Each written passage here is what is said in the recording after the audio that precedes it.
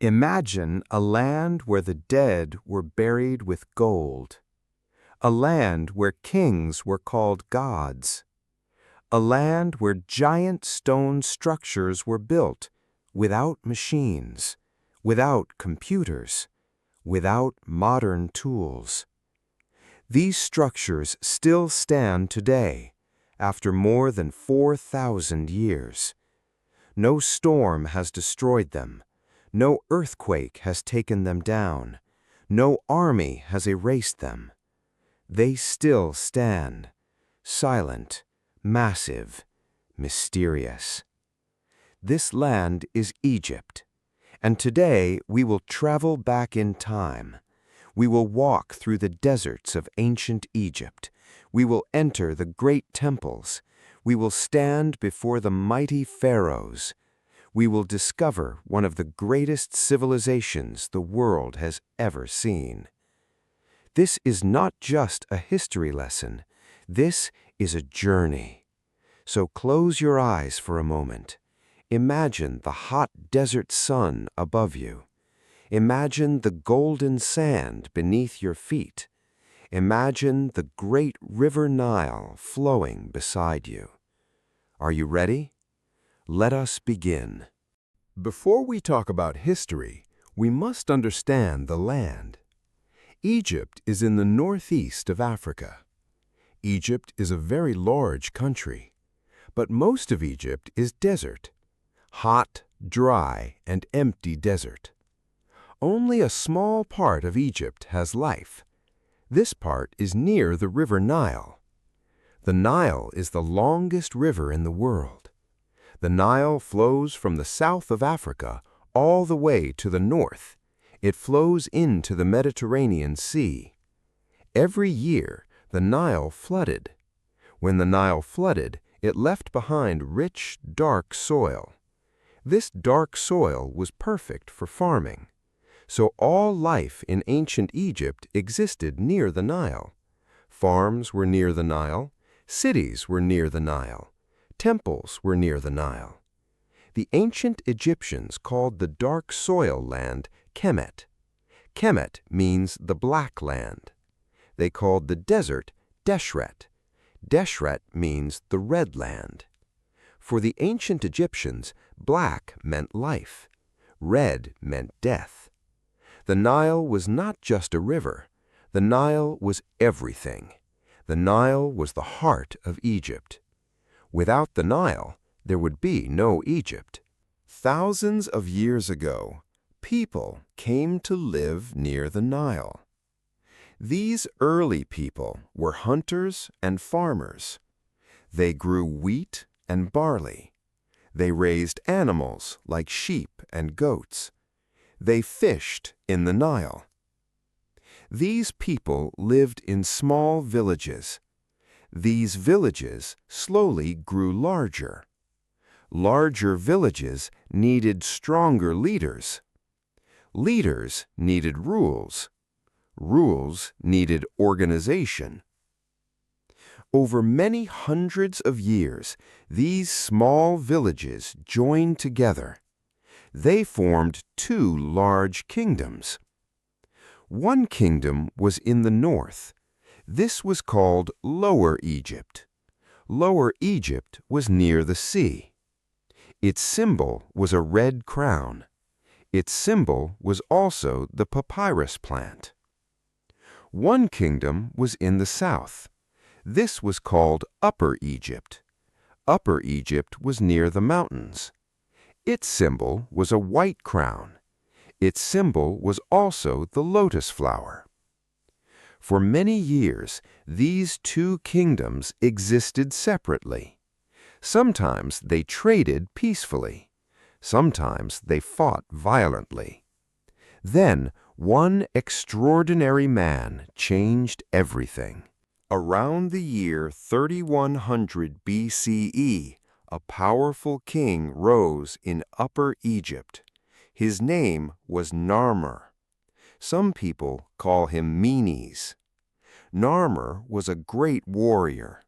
Narmer was also a great leader. He gathered a powerful army. He marched north. He fought the people of Lower Egypt. He defeated them. For the first time in history, all of Egypt was united under one ruler. Narmer became the very first pharaoh of Egypt. The word pharaoh means great house. Narmer wore a special crown. This crown combined the red crown of Lower Egypt and the white crown of Upper Egypt. This new double crown was called the pshent. The double crown showed that Narmer ruled all of Egypt. A famous ancient artifact records this moment. It is called the Narmer palette. It is a flat stone tablet.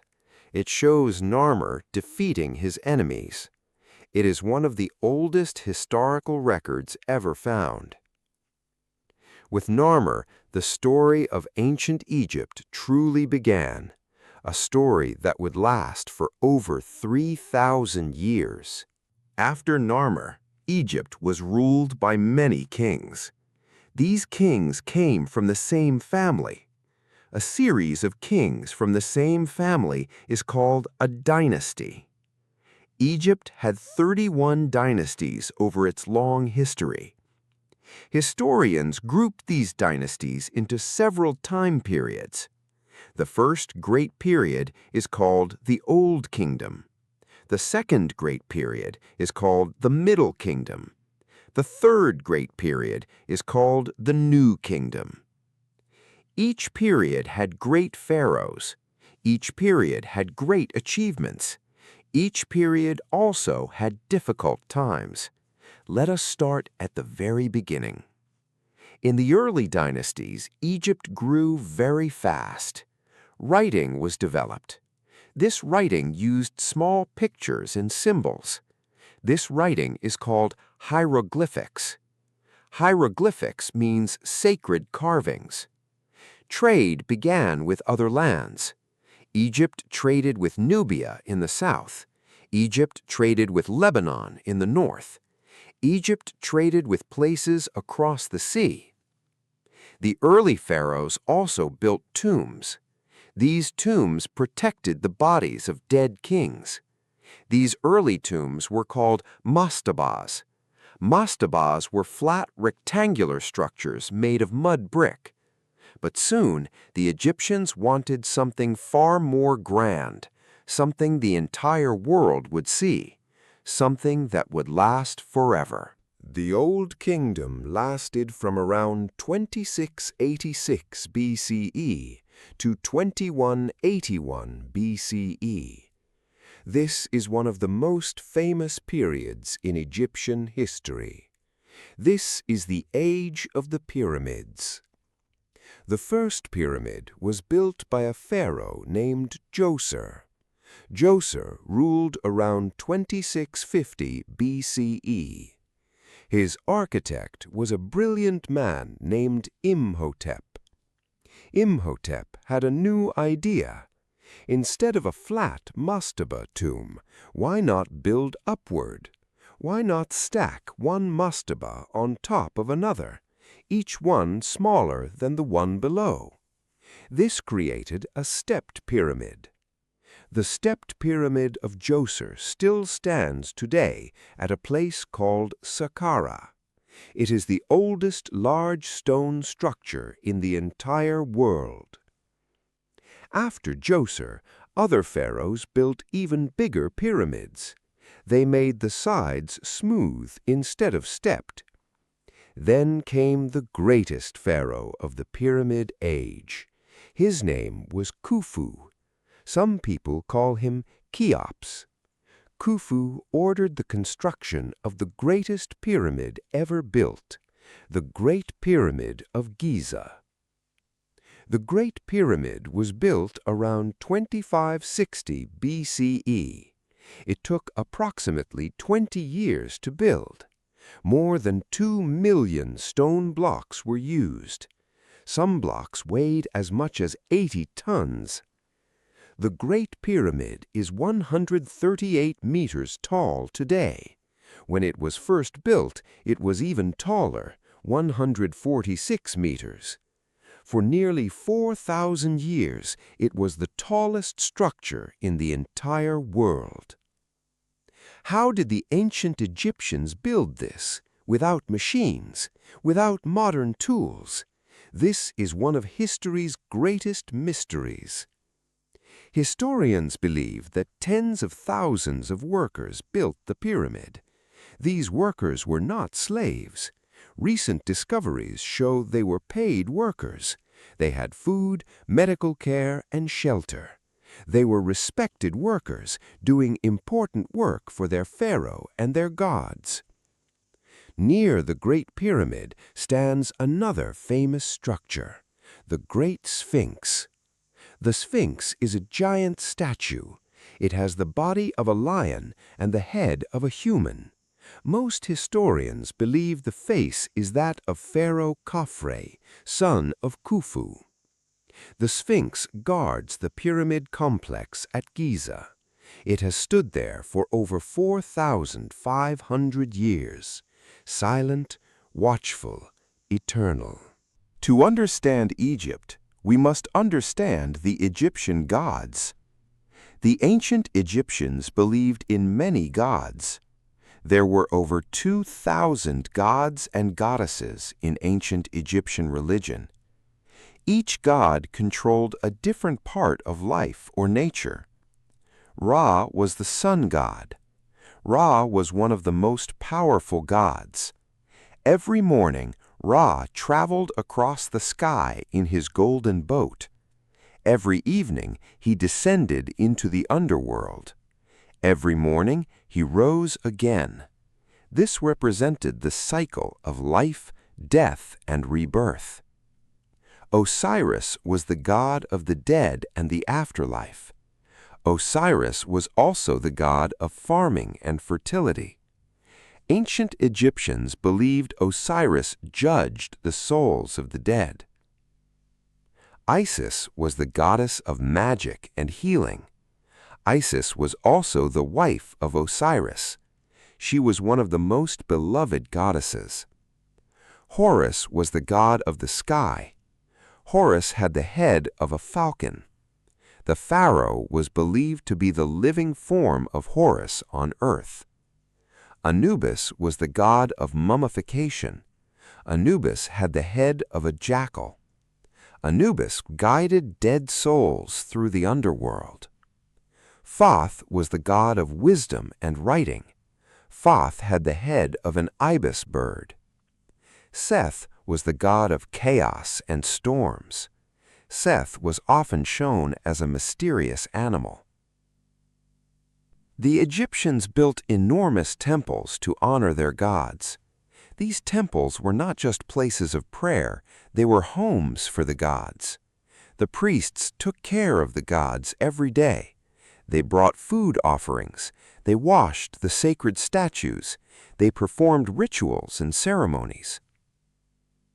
Religion was not separate from life in ancient Egypt. Religion was life. It was present in everything the ancient Egyptians did. The ancient Egyptians believed in life after death. They believed that when a person died, their soul continued to live. But for the soul to live, the body needed to be preserved. This preservation process is called mummification. Mummification was a long and careful process. It took approximately 70 days. First, the body was washed and cleaned. Then, the internal organs were removed. The stomach, intestines, lungs, and liver were taken out carefully. These organs were preserved separately in special jars. These jars are called canopic jars. The brain was also removed. Interestingly, the Egyptians did not think the brain was important. They believed thinking happened in the heart. So the brain was removed and discarded, but the heart was left inside the body.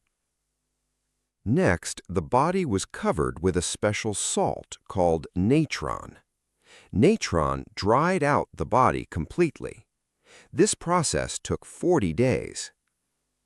After drying, the body was wrapped in long strips of white linen cloth. Hundreds of meters of linen were used.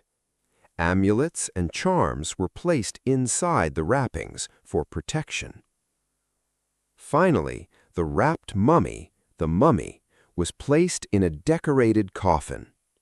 Rich people and pharaohs had multiple coffins, one inside another. The innermost coffin was often made of solid gold. The most famous mummy ever found is that of Tutankhamun, but we will talk about him later. Before burial, a special ceremony was performed. This ceremony was called the opening of the mouth. Priests touched the mummy's mouth with special tools. This was believed to restore the soul's senses in the afterlife. The mummy was then placed in a tomb with food, furniture, jewelry, and everything the person would need in the next life. The ancient Egyptians believed the afterlife was a beautiful place. They called it the Field of Reeds. It was similar to life on earth, but perfect and eternal. To reach the afterlife, the dead person's heart was weighed. It was weighed against a feather. This feather represented truth and justice. This ceremony was called the weighing of the heart. If the heart was lighter than the feather, the person was good. They were allowed to enter the afterlife. If the heart was heavier than the feather, the person had done bad things. Their heart was eaten by a monster called Amit, and they ceased to exist forever.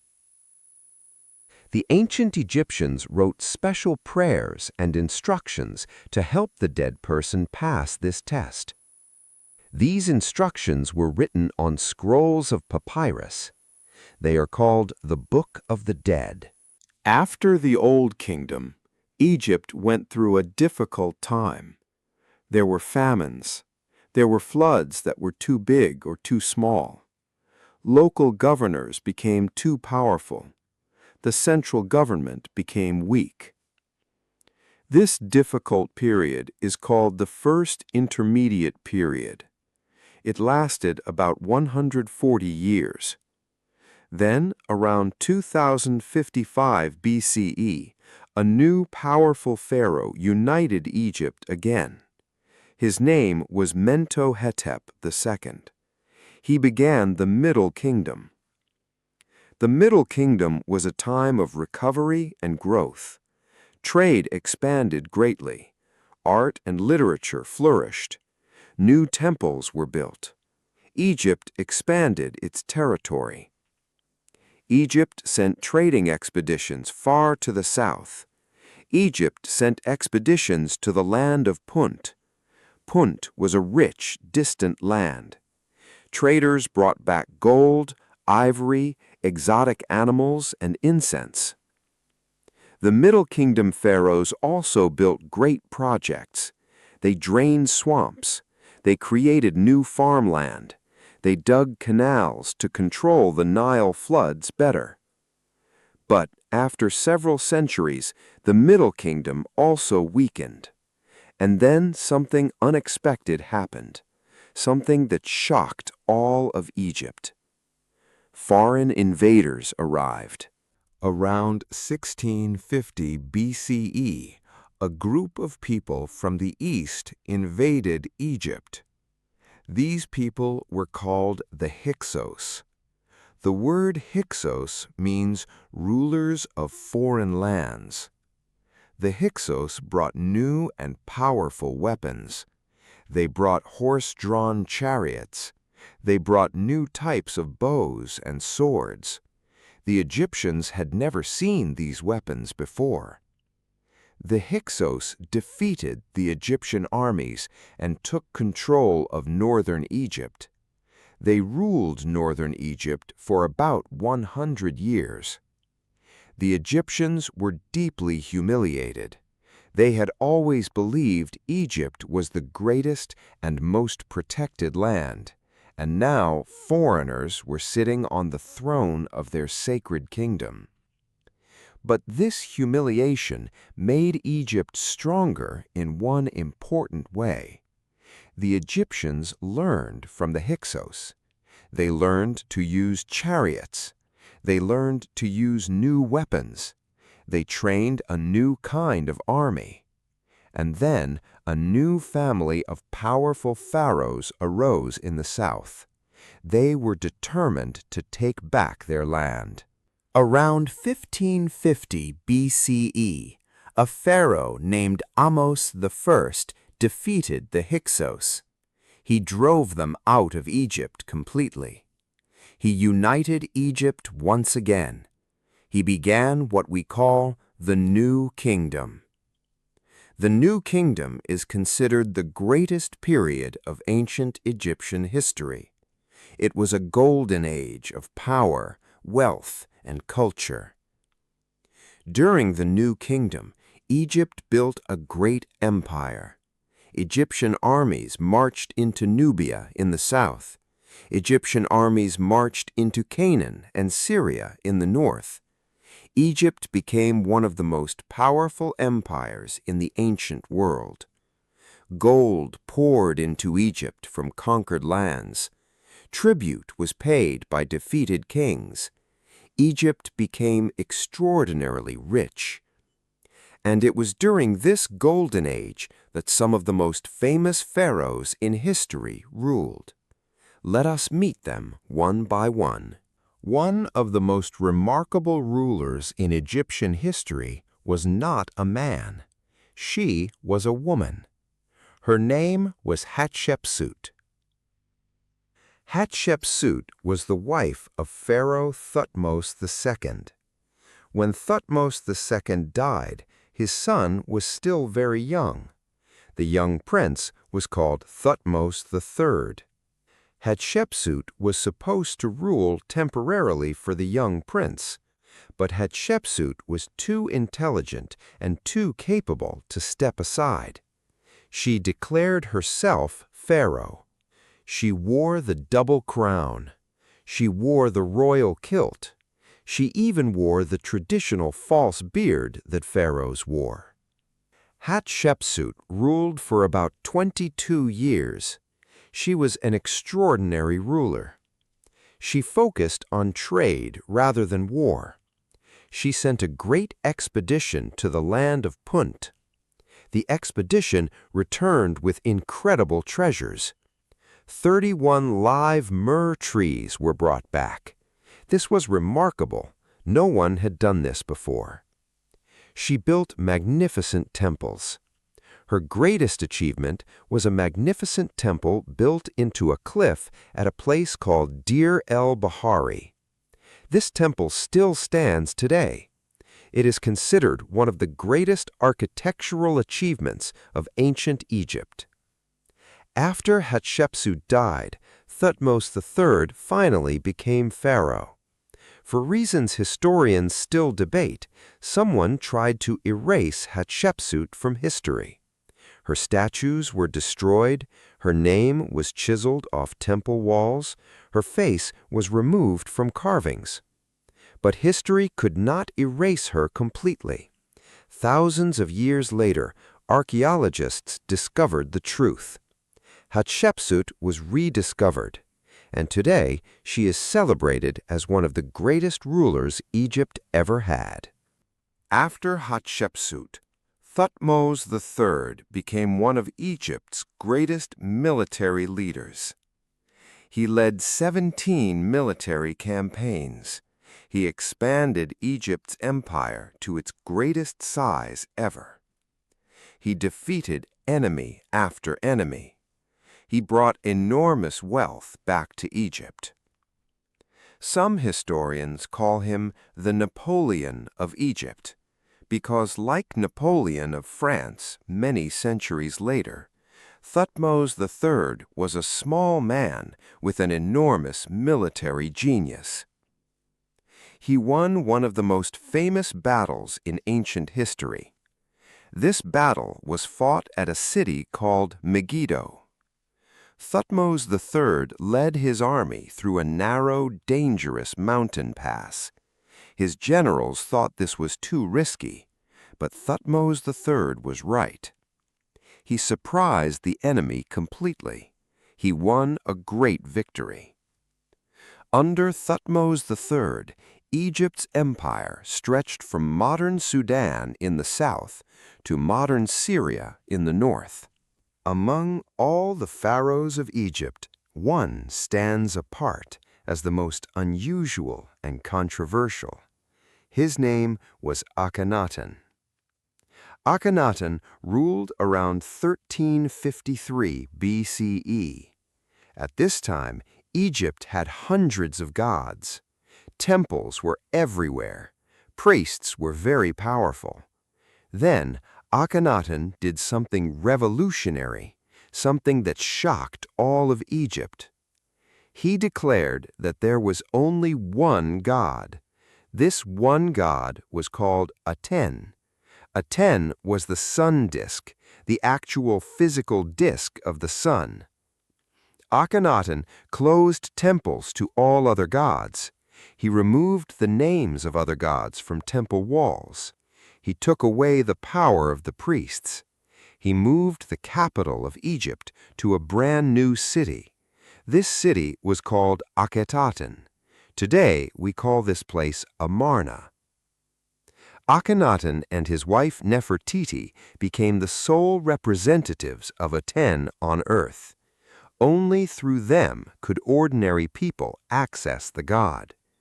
This religious revolution shook Egypt deeply. The powerful priests were angry. The ordinary people were confused and frightened. Akhenaten's art style also changed completely. Traditional Egyptian art showed people in stiff, formal poses. Akhenaten's art was more relaxed and natural. Carvings showed Akhenaten and Nefertiti playing with their daughters. This was completely new in Egyptian art. But after Akhenaten died, everything changed back.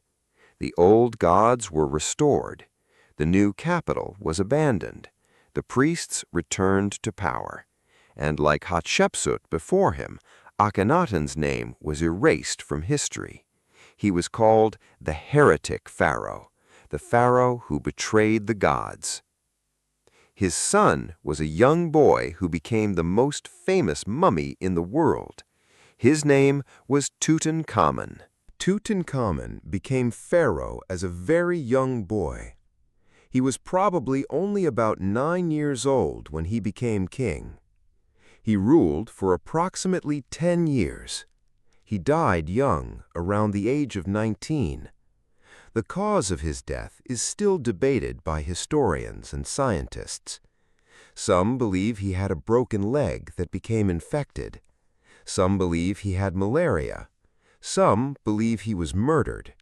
We do not know for certain. After his young death, Tutankhamun was buried in a small tomb in the Valley of the Kings. For 3,000 years, he was forgotten. His name had been erased by those who came after Akhenaten. His tomb was buried under desert sand. For 3,000 years, no one disturbed his rest. Then, in November 1922, an English archaeologist named Howard Carter made the most spectacular archaeological discovery in history. Carter and his team found a step cut into the rock in the Valley of the Kings. They dug carefully. More steps appeared. Then a sealed door. Then another passage. Then another sealed door. Carter made a small hole in the second door. He held a candle to the hole and looked inside. Behind him, his colleague, Lord Carnarvon, asked anxiously, "Can you see anything?" Carter replied with words that became forever famous. He said, "Yes, wonderful things." Among all the pharaohs of Egypt, one name stands above almost all others: Ramesses II, also called Ramesses the Great. Ramesses ruled for 66 years, from approximately 1279 BCE to 1213 BCE. He was one of the longest reigning pharaohs in history. He was a great warrior. He fought many battles. His most famous battle was the Battle of Kadesh. Kadesh was in modern-day Syria. Egypt fought against a powerful empire called the Hittites. The battle was enormous. Both sides fought fiercely. Neither side won completely, but Ramesses II turned the battle into a great story of his personal bravery. He had the story of his heroism carved on temple walls across Egypt. He was a master of what we might today call propaganda. After Kadesh, Ramesses II and the Hittite king signed a peace treaty. This peace treaty is remarkable. It is one of the earliest known international peace treaties in human history. Ramesses was also a great builder. He built more temples and monuments than almost any other pharaoh. His greatest construction was a temple complex called Abu Simbel. Abu Simbel is in southern Egypt. It was carved directly into a rocky cliff. The front of the temple features 4 enormous seated statues of Ramesses himself. Each statue is 20 meters tall. The great temple at Abu Simbel was designed with incredible astronomical precision. Twice every year, on February 22nd and October 22nd, sunlight enters the temple and illuminates the inner sanctuary. On these 2 days, light falls on the statues of 3 gods inside the temple. Only one statue remains in darkness, the statue of the god of the underworld. This precise solar alignment was planned by ancient engineers 4,000 years ago. Ramesses also had an enormous family. He had over 90 children from many wives. He outlived many of his sons. He lived to approximately 90 years old. This was extraordinary in ancient times. When his mummy was discovered and examined, scientists found that he had red hair and likely fair skin. His mummy shows signs of arthritis and dental problems in old age. He was a very real human being behind the legend. After the glory of the new kingdom, Egypt slowly began to weaken. Pharaohs became less powerful. Priests became more powerful. At one point, the high priest of Amun was actually more powerful than the pharaoh. Foreign invaders came once again. The Libyans invaded from the west. The Nubians invaded from the south. The Assyrians invaded from the east. The Persians conquered Egypt in 525 BCE. Egypt was no longer ruled by Egyptian pharaohs. For centuries, foreigners sat on the throne of Egypt. But the culture of Egypt survived. The temples continued. The gods were still worshipped. The language continued. The people of Egypt kept their identity even under foreign rule. Then came one last great foreign ruler who truly embraced Egypt. His name was Alexander the Great. In 332 BCE, Alexander the Great of Macedonia conquered Egypt. But Alexander did not treat Egypt as a conquered land. He respected Egyptian religion and culture. He visited the sacred oracle of the god Amun in the desert. The oracle declared Alexander the son of Amun. For the Egyptians, this made Alexander a legitimate pharaoh. Alexander founded a new city on the Mediterranean coast. He named it after himself. This city was called Alexandria. Alexandria quickly became one of the greatest cities in the ancient world. It had the greatest library in the ancient world. The Library of Alexandria held hundreds of thousands of scrolls. Scholars came from across the world to study there. After Alexander died, one of his generals took control of Egypt. His name was Ptolemy. The Ptolemy family ruled Egypt for nearly 300 years. The last and most famous of the Ptolemy rulers was a woman. Her name was Cleopatra VII. History simply calls her Cleopatra. Cleopatra was extraordinarily intelligent. She was the first Ptolemy ruler to learn the Egyptian language. She also spoke 9 other languages. She was not just a beautiful woman, as popular stories often suggest. She was a brilliant, educated, and strategic ruler. Cleopatra formed powerful alliances with Roman leaders, first with Julius Caesar, later with Mark Antony. But the Roman Empire was growing stronger. A powerful Roman leader named Octavian attacked Egypt. Octavian defeated Mark Antony. Mark Antony killed himself. Cleopatra, realizing she would be taken to Rome as a prisoner and displayed in a victory parade, also chose to end her own life. She died in 30 BCE. With Cleopatra's death, the last chapter of ancient Egypt closed. Egypt became a province of the Roman Empire. 3,000 years of pharaonic civilization had ended. Let us take a moment to admire what ancient Egypt left behind. The pyramids of Giza, built over 4,500 years ago, still standing, still magnificent, still mysterious. The Great Sphinx, a guardian that has watched over the desert for millennia. The temples of Karnak, the largest religious building complex ever built in human history. Karnak is so large that the entire island of Manhattan in New York could almost fit inside it. The Valley of the Kings, a hidden valley where pharaohs were buried in secret underground tombs. 63 tombs have been found. Historians believe more may still be hidden beneath the sand.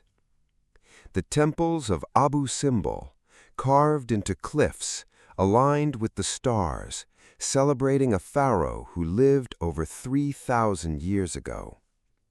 The Rosetta Stone, a stone slab with writing in 3 languages, discovered in 1799, used by scholars to finally decode hieroglyphics, unlocking thousands of years of Egyptian history.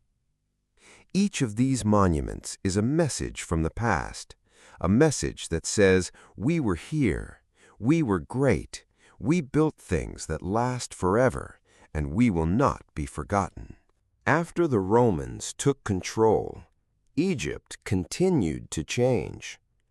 Christianity spread to Egypt in the 1st century CE. Many Egyptians became Christians. They are called Coptic Christians. The Coptic Christian community exists in Egypt even today. In the 7th century CE, Arab armies arrived. Islam spread rapidly across Egypt. Today, Egypt is a predominantly Muslim country, but it still honors its ancient heritage. The Arabic language replaced the ancient Egyptian language over centuries, but the ancient language survived in a different form. The Coptic language, used in Christian ceremonies, is descended directly from the ancient Egyptian language. In the Middle Ages, Egypt remained an important center of trade and culture. Cairo, founded in 969 CE, became one of the most important cities in the Islamic world. In more recent centuries, Egypt was controlled by the Ottoman Empire and then by Britain. In 1952, the Egyptian people revolted. They established an independent Egyptian republic. In 1956, Egypt took full control of the Suez Canal, a major waterway connecting the Mediterranean Sea to the Red Sea. Egypt today is a modern country with a population of over 100 million people. Cairo is one of the largest cities in Africa and the Middle East. But beneath the streets of Cairo, beneath the golden desert sands, beneath the fields along the Nile, ancient Egypt still sleeps, waiting to be discovered. Let us look back at the incredible journey of Egypt. It began as small farming villages along the Nile. It grew into one of the mightiest empires the ancient world ever saw. It built structures that defy explanation even today. It created a religion and a way of life that lasted 3,000 years. It produced pharaohs who were worshipped as gods. It produced artists, architects, engineers, and writers whose work amazes us still. Egypt was conquered many times by the Hyksos, by the Assyrians, by the Persians, by the Greeks, by the Romans, by the Arabs, by the Ottomans, by the British. But Egypt always survived. Its culture survived. Its spirit survived. Its monuments survived. Because some things are built to last forever. And Egypt is one of them. Thank you so much for watching this full history of Egypt. I hope you learned many new English words today. I hope you felt the wonder and mystery of this incredible ancient civilization. If you enjoyed this video, please subscribe to Past in English. Leave a comment and tell us which country's history you want to explore next. See you in the next video.